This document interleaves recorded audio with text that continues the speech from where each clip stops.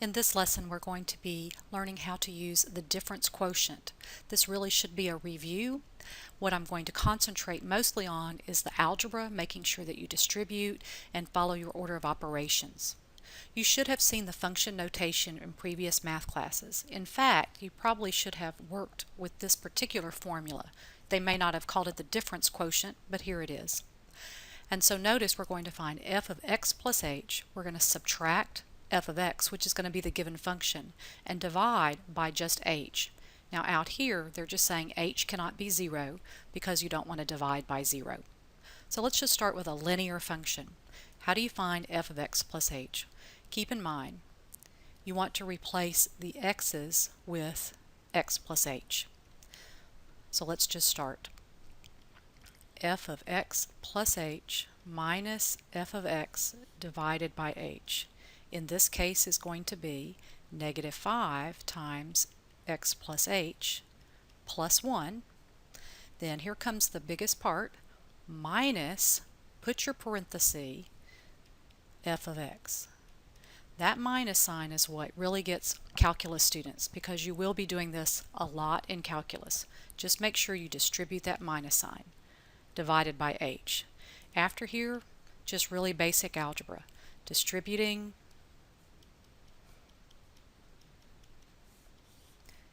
and collecting like terms.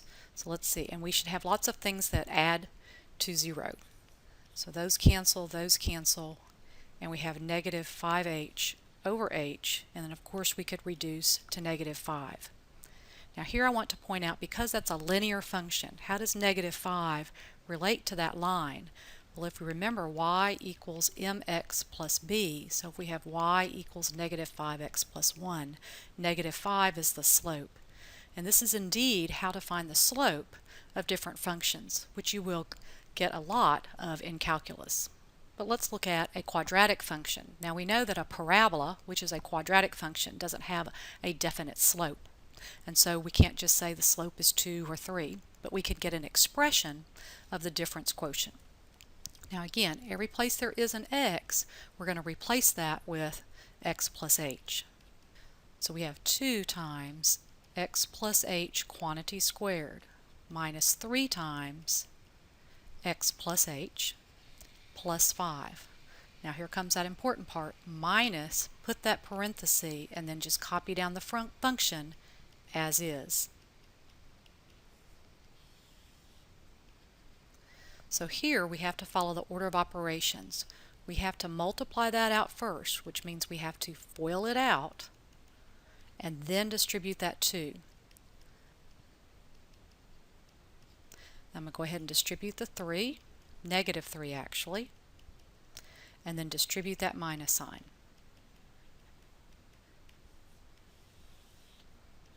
Next step is to distribute that 2.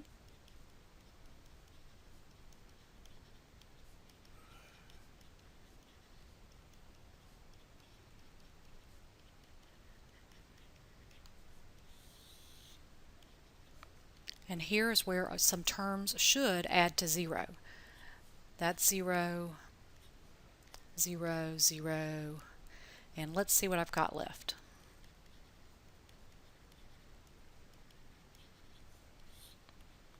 Now notice all these terms have an h, so we could divide out an h in each term. So we'd have 4x plus 2h minus 3. Remember, we just need to reduce out 1h in each term. And that would be our difference quotient. In calculus, you're going to go one extra step talking about the limit, but I'll save that for the next class.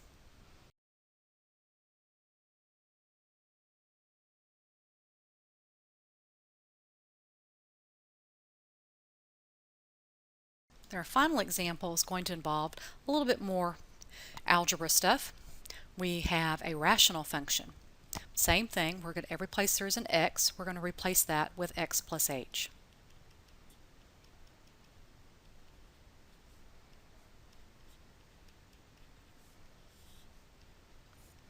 So that part's easy, just filling in x plus h for x. And this minus sign doesn't seem like it really needs to do much. What can we do after that? Well, we have to clean that up. We need to get rid of all those complex fractions. So I want you to notice that that is the denominator, that is the denominator. So I'm going to multiply everything by, I'm going to multiply by that common denominator. So I'm going to take this and I'm going to multiply by x plus h minus 5 times x minus 5 divided by that same thing. Now what will that allow me to do? Well, when I multiply these two, those two cancel and I'm just left with 1 times x minus 5 minus 1 times, now the x minus 5's cancel, and you have that, divided by h times this mess. Okay, I'm multiplying this times that times that. And I don't want to multiply that out, but hopefully you'll see if I multiply this times this, that cancels out and I'm left with 1 times that. And then in like manner, when I multiply this times, because that will be left, those would cancel and I'd have that left. So now I have one ugly fraction. Let's distribute.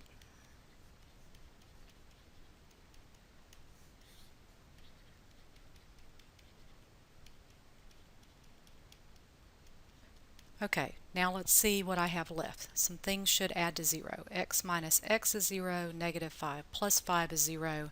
Looks like I have a negative h.